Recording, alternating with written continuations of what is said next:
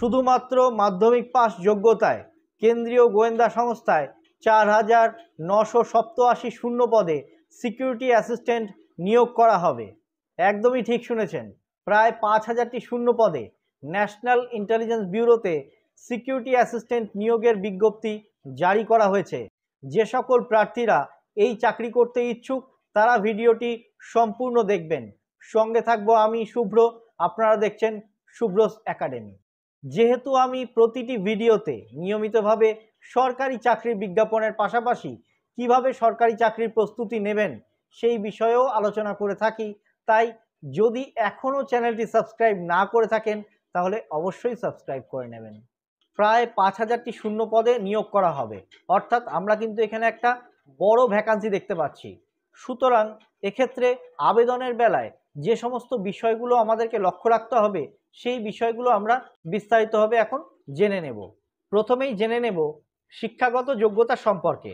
যেমনটা আমি প্রথমেই বললাম, এই পদে নিয়োগের বেলায় প্রার্থীদের শুধুমাত্র মাধ্যমিক পাস হতে হবে, অর্থাৎ কেন্দ্রীয় বা রাজ্য সরকার স্বীকৃত কোনো শিক্ষা প্রতিষ্ঠান বা বিদ্যালয় থেকে যদি শুধুমাত্র আপনি মাধ্যমিক কিংবা সমতুল পরীক্ষায় পাশ করে থাকেন তবে এই পদের বেলায় আবেদনযোগ্য।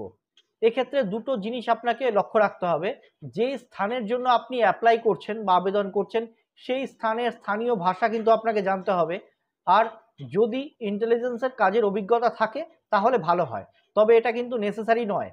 আপনার ইন্টেলিজেন্সের কাজের বা অন্য কোনো কাজের অভিজ্ঞতা না থাকলেও আপনি এই পদের বেলায় আবেদনযোগ্য, অর্থাৎ শুধুমাত্র মাধ্যমিক পাস যোগ্যতাতেই আপনি আবেদন করতে পারবেন, এক্সট্রা কোনো ক্যারিকুলার সার্টিফিকেটের প্রয়োজন নেই।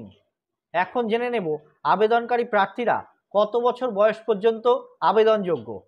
17/8/2025 তারিখের হিসাবে যদি আপনার বয়স 18 বছর থেকে 27 বছরের মধ্যে হয় তবে আপনি এই পদের বেলায় আবেদনযোগ্য।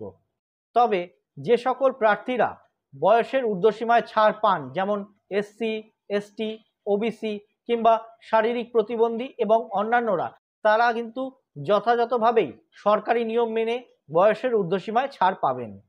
তিনটে গুরুত্বপূর্ণ বিষয় নিয়ে কিন্তু আমরা আলোচনা করে ফেলেছি। প্রথম, যদি শুধুমাত্র মাধ্যমিক পাস হন তাহলেই এই পদের বেলায় আবেদনযোগ্য। দ্বিতীয়, বয়স হতে হবে 18 থেকে 27 বছরের মধ্যে, যে সকল প্রার্থীরা বয়সে ছাড় পান তারা পাবেন। তৃতীয় নম্বর, শূন্যপদ। শূন্যপদ কিন্তু বড় শূন্যপদ রয়েছে 4,987টি, অর্থাৎ প্রায় 5,000। এখন দেখে নেব এই পদে আবেদনের বেলায় আবেদন ফি কি ধার্য করা হয়েছে। এই পদের বেলায় সকলের ক্ষেত্রে আবেদন ফি ধার্য করা হয়েছে 450 টাকা। তবে যদি আপনি জেনারেল, ইডাব্লিউএস কিংবা ওবিসি পুরুষ প্রার্থী হন সেক্ষেত্রে আপনাকে 550 টাকা আবেদন ফি জমা করতে হবে। এখন জেনে নেব আবেদন কবে থেকে করতে পারবেন। দেখুন, এই নিয়োগের বিজ্ঞপ্তি জারি করা হয়েছে 25 জুলাই 2025 তারিখে। আপনারা আবেদন করবেন 26 জুলাই 2025 তারিখ থেকে 17 আগস্ট 2025 তারিখ পর্যন্ত। এবং অবশ্যই এটি কিন্তু ফি পেমেন্ট করারও শেষ তারিখ, অর্থাৎ আপনি ফি জমা করতে পারবেন 26 জুলাই 2025 তারিখ থেকে 17 আগস্ট 2025 তারিখ রাত 12টা অবধি। সকল প্রার্থীরা অ্যাপ্লিকেশন ফি জমা করতে পারবেন অনলাইন এবং অফলাইন দুটি মোডেই। অনলাইনে net banking, credit card, debit card, visa, master card, UPI transaction ইত্যাদির মাধ্যমে আপনারা ফি জমা করতে পারবেন। অফলাইন মোডে আপনারা এসবিআই থেকে চালান কেটে 19 জুলাই 2025 তারিখ পর্যন্ত ফি জমা করতে পারবেন। তবে অনলাইনে ফি জমা দেওয়ার লাস্ট ডেট 17 তারিখ পর্যন্ত। এখন জেনে নেব প্রার্থী বাছাই কিভাবে হবে। প্রার্থী বাছাই হবে লিখিত পরীক্ষার মাধ্যমে। 3টে লিখিত পরীক্ষা হবে, অর্থাৎ টায়ার 1, টায়ার 2, টায়ার 3। তবে ভয় পাবেন না, অ্যারিথমেটিক বা শক্ত অঙ্ক কিন্তু এই পরীক্ষায় আসবে না। অর্থাৎ আমি অঙ্ক জানি না তাই আমি পরীক্ষায় বসতে পারবো না বা আমার পরীক্ষায় বসতে ভয় করছে, এটা ভাবার কোনো কারণ নেই। সকলেই কিন্তু পরীক্ষায় বসতে পারবেন। যে সকল বিষয়গুলোর ওপর পরীক্ষা হবে সেই সকল বিষয়গুলো বলছি, একটু ভালোভাবে শুনে নিন। 1 নম্বর, জেনারেল অ্যাওয়ারনেস, 20টি প্রশ্ন থাকবে। 2 নম্বর, কোয়ান্টিটিভ অ্যাপটিটিউড, 20টি প্রশ্ন থাকবে। 3 নম্বরে থাকবে নিউমেরিক্যাল অথবা অ্যানালিটিক্যাল অথবা লজিক্যাল এবিলিটি অ্যান্ড রিজনিং, 20টি প্রশ্ন থাকবে। 4 নম্বরে থাকবে ইংলিশ ল্যাঙ্গুয়েজ, এক্ষেত্রেও 20টি প্রশ্ন থাকবে। 5 নম্বরে থাকবে জেনারেল স্টাডিজ, এখানেও 20টি প্রশ্ন থাকবে। প্রতিটি প্রশ্নে 1 নম্বর করে থাকবে, অর্থাৎ 100 নম্বরের পরীক্ষা হবে। তবে এই ক্ষেত্রে মনে রাখবেন 4টি ভুল উত্তর দেওয়ার জন্য এই পরীক্ষায় কিন্তু আপনার 1 নম্বর কেটে নেওয়া হবে, অর্থাৎ এই পরীক্ষায় নেগেটিভ মার্কিং আছে। এই হলো টায়ার 1 এর 100 নম্বরের পরীক্ষার সিলেবাস। এই সিলেবাসের মধ্যে থেকেই কিন্তু প্রশ্ন আসবে। এখন আমরা জেনে নেব এই যে টায়ার 1 এ আমরা 100 নম্বরের পরীক্ষা দিলাম, কত নম্বর পেলে আমরা পাস করব। টায়ার 1 পরীক্ষায় 100 নম্বরের মধ্যে জেনারেল কাস্টের প্রার্থীরা শুধুমাত্র 30 নম্বর, ওবিসি প্রার্থীরা 28 নম্বর, তপশিলি জাতি এবং তপশিলি উপজাতি শ্রেণীর প্রার্থীরা 25 নম্বর এবং ইডাব্লিউএস প্রার্থীরা 30 নম্বর পেলেই কোয়ালিফাই করবেন। একটা বিষয় মনে রাখবেন, প্রায় 10 গুণ প্রার্থীকে টায়ার 2 পরীক্ষার জন্য কল করা হবে।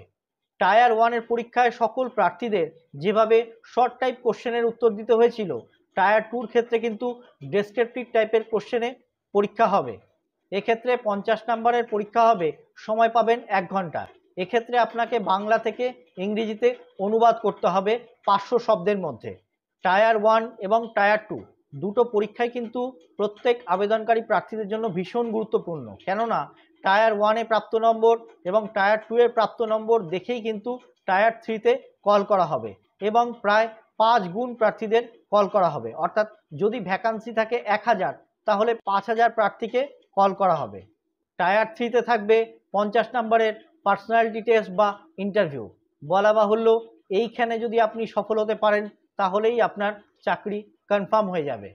এখন জেনে নেব আবেদন কিভাবে করবেন।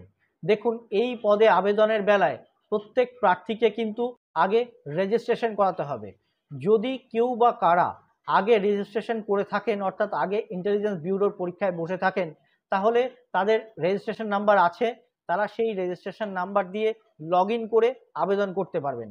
কিন্তু যাদের রেজিস্ট্রেশন করা নেই, অর্থাৎ প্রথমবারের জন্য পরীক্ষায় বসবেন, তাদের কিন্তু নিজেদের নাম, মোবাইল নাম্বার, ইমেল আইডি ইত্যাদি দিয়ে একটি রেজিস্ট্রেশন ফর্ম ফিল আপ করতে হবে। এই রেজিস্ট্রেশনের লিঙ্কটি পাবেন এই ভিডিওর ডেসক্রিপশন বক্সে। অর্থাৎ এই ভিডিওর ডেসক্রিপশন বক্সে রেজিস্ট্রেশন লিঙ্কের উপর ক্লিক করলে একটি উইন্ডো খুলে যাবে। সেখানে নিজেদের নাম, মোবাইল নাম্বার, ইমেল আইডি ইত্যাদি দিয়ে একটি পাসওয়ার্ড ক্রিয়েট করে সাবমিট করলে আপনাদের রেজিস্ট্রেশনটা কমপ্লিট হয়ে যাবে। এবং সেই রেজিস্ট্রেশন আইডিটা আপনাকে অবশ্যই মনে রাখতে হবে, এটি আপনার পার্মানেন্ট রেজিস্ট্রেশন আইডি। এই রেজিস্ট্রেশন আইডি দিয়ে আপনারা অফিসিয়াল ওয়েবসাইটে গিয়ে লগ ইন করে তারপর আবেদন করতে পারবেন। এই অফিসিয়াল ওয়েবসাইটের লিঙ্ক কিংবা অ্যাপ্লিকেশন করার লিঙ্কটাও পাবেন এই ভিডিওর ডেসক্রিপশন বক্সে। আমি খুব সংক্ষেপে আপনাদের সাথে এই বিজ্ঞপ্তিটি নিয়ে আলোচনা করলাম। অনুরোধ করব, আবেদন করার আগে অফিসিয়াল ওয়েবসাইট থেকে অফিসিয়াল নোটিফিকেশনটি ভালোভাবে পড়ে তারপরেই আবেদন করবেন। এই বিজ্ঞপ্তি সম্পর্কে কোনো প্রশ্ন থাকলে করতে পারেন কমেন্ট বক্সে। তাছাড়াও জানাবেন আমাদের ভিডিও আপনার কেমন লাগছে। যদি সত্যি ভালো লেগে থাকে তাহলে একটি লাইক দিয়ে ভিডিওটা বন্ধুদের সাথে শেয়ার করতে ভুলবেন না। আজ এই পর্যন্তই, আবার দেখা হবে অন্য একটি টপিক নিয়ে অন্য একটি ভিডিওতে। ততক্ষণ পর্যন্ত সবাই ভালো থাকুন, সুস্থ থাকুন আর পড়তে থাকুন।